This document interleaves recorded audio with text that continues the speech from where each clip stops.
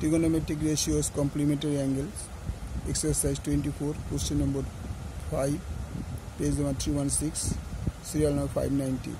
Sec 70 degree, sin 20 degree plus cos 20 degree plus cosec 70 degree.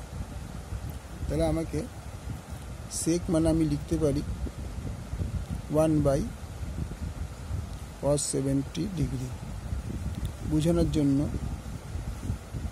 sec theta equal to 1/cos theta এটা সূত্র,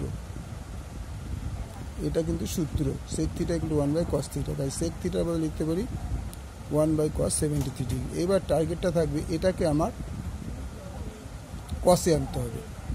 তাহলে cos এ আনতে গেলে কী করতে হবে, sin 90 ডিগ্রি মাইনাস 70 ডিগ্রি। তার মানে এটা কোন formula, sin 90 degree minus theta equal to cos theta, এই ফর্মুলাটা ইউজ করতে হবে।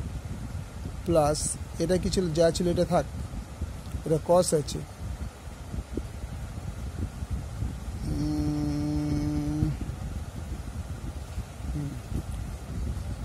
এটা সাইন হয়ে যাবে।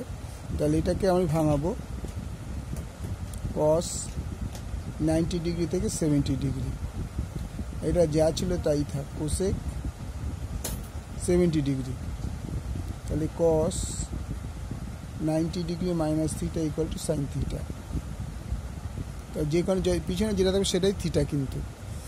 তাহলে কি লেখা যায়, 1/cos 70 ডিগ্রি, এটার বদলে কি লেখা যায় cos 70 ডিগ্রি প্লাস এটার বদলে লেখা যায় সাইন, এই যে করে দিয়েছি cos 90 মাইনাস থিটা মানে সাইন থিটা। তাহলে সাইন 70 ডিগ্রি আর কোসেক মানে 1/sin 73 ডিগ্রি। এটাও লিখে দিই, cosec theta equal to 1/sin theta. তাহলে এটা কোসেক ছিল, তাই হয়ে গেল সাইন আর 70 ডিগ্রি। তাহলে এইটা কেটে গেল, এটা কেটে গেল, তাহলে কী দাঁড়ালো, এদিকে থাকলো 1 প্লাস এদিকে থাকলো 1, তখন কত হলো 2। তাহলে এটা প্রমাণিত হয়ে গেল, প্রমাণিত। ওকে, থ্যাংক ইউ। ভালো লাগে লাইক করো, কমেন্টস করো, শেয়ার করো।